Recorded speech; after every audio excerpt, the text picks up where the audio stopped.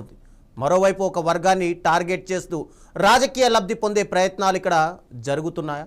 ఈ కుల చర్చల మధ్య సామాన్య ప్రజల సమస్యలు కానీ యువత భవిష్యత్తు రాష్ట్ర అభివృద్ధి ఎక్కడ కనిపిస్తున్నాయి?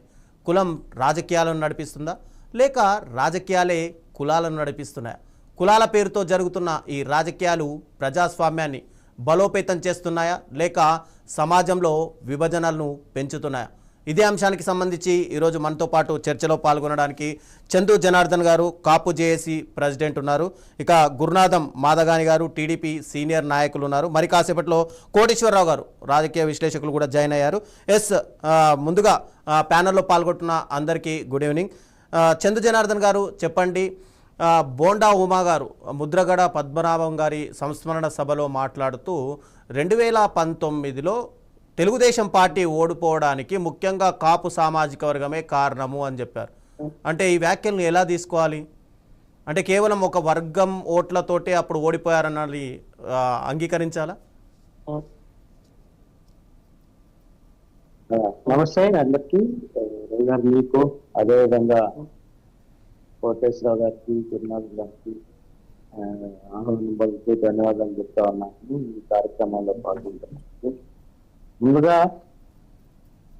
బోండా ఉమ్మ గారు 2019లో ఓటమికి గల కారణం చెప్పారు అనేది ఇప్పుడు చర్చలో భాగం. అయితే ఉమ్మడి రాష్ట్రంలో కానీ ఇప్పటి వరకు కాపు బలిజ వర్గాలు అధికారాన్ని మార్చింది దాదాపు 7 సార్లు ఉన్నాయి.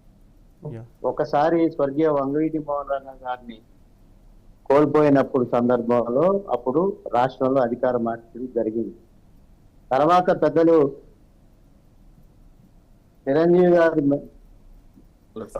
ప్రజారాజ్యం స్థాపించినప్పుడు 2 సార్లు అధికార మార్పిడి జరిగింది ప్రజారాజ్యం వల్ల. అదేవిధంగా పవన్ కళ్యాణ్ గారు జనసేన స్థాపించినాక మొదటిగా తెలుగుదేశం పార్టీకి మద్దతు తెలిపారు, అధికారంలోకి వచ్చింది. తర్వాత మద్దతు తెలపలేదు, వైసీపీ గెలిచింది. తర్వాత కూటమిగా ఏర్పడ్డారు, ఇప్పుడు తిరిగి కూటమి అధికారంలోకి వచ్చింది. ఆ రోజు 2019లో తుని గర్జన సందర్భంగా 15 లక్షల మంది ఒక చోట చేరిన సందర్భంలో స్వాతంత్రం వచ్చిన నాటి నుంచి నేటి దాకా కాపు బలిజా వర్గాలు ఉమ్మడి రాష్ట్రంలో విడిపోయిన రాష్ట్రంలో ఏదైతే సమస్యల మీద బాధపడతా ఉన్నారో, రాష్ట్రంలో ఏ ప్రభుత్వం అధికారంలోకి వచ్చినా సమస్యలు అదే విధంగా ఉండటం వల్ల ఆ రోజు తుని గర్జన జరిగింది, ఆందోళన కొనసాగింది. ప్రతి గ్రామం నుంచి, తెలంగాణ నుంచి, అదేవిధంగా ఇతర రాష్ట్రాల నుంచి కూడా కాపు బలిజ వర్గాల కుటుంబ సభ్యులు, కాపు తెలగ ఒంటరి బలిజ వర్గాల కుటుంబ సభ్యులు వచ్చి ఆ తుని గర్జనలో హాజరై ముందుకెళ్లిన నేపథ్యం ఉంది. అయితే కాపులు నిరాదరణకి గురైతే ఓట్లేయలేదా, అవమానిస్తే ఓట్లేయలేదా, లేదా కాపు బలిజ వర్గాల మీద ఒంటరి తెలగ సభ్యుల మీద దాడులు కొనసాగితే, కేసులు పెడితే, లేదా ఆందోళనని నిర్కషంగా తొక్కేస్తే జరిగిందా అనేది ప్రభుత్వానికి సమగ్రమైన ఇంటెలిజెన్స్ నివేదికలు ఎప్పటికప్పుడు ఉండే పరిస్థితి ఉంటది.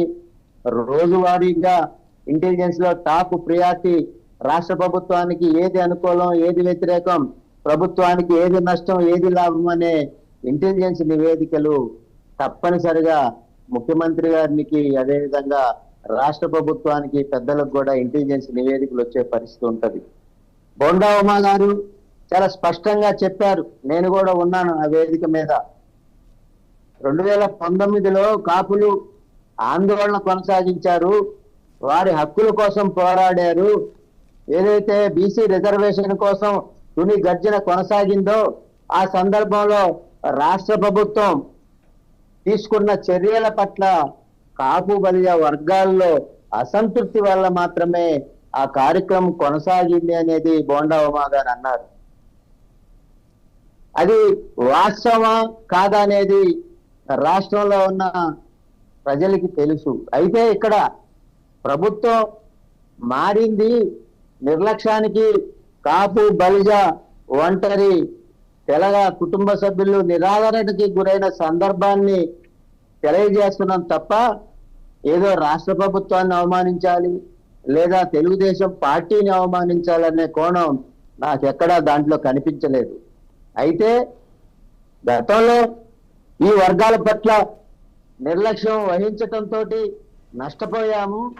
రాష్ట్రంలో 25% ఉన్న ఈ వర్గాల పట్ల రాష్ట్ర ప్రభుత్వం ప్రేమ చూపిస్తే అది రాష్ట్ర ప్రభుత్వానికి పార్టీకి ఉపయోగపడుతుందని కాపు బలిజ వర్గాలు నేటికి స్పష్టత ఇస్తున్నాం తప్ప అదేదో కాపు బలిజ తూర్పు కాపు ఒంటరి మున్నూరు కాపు వర్గాలుగా ఉన్న మా కుటుంబ సభ్యుల్ని ముందు చూపుతో వేరు చేసిన ఘనత పురాతన కాలంలో గతంలో ముందు చూపుతో వేరు చేసిన రాజకీయ పార్టీలు. మేం బాధించబడలేదు, మేం బాధపడట్లేదు. మా కుటుంబ సభ్యులైన మున్నూరు కాపులకి బీసీ ఉంది సంతోషిస్తాం, మా కుటుంబ సభ్యులైన తూర్పు కాపులకి బీసీ రిజర్వేషన్ ఉంది స్వాగతిస్తాం. అంతే తప్ప మమ్మల్ని కుటుంబాలుగా వేరు చేశారు, రిజర్వేషన్లతో పేరుతో వేరు చేశారు.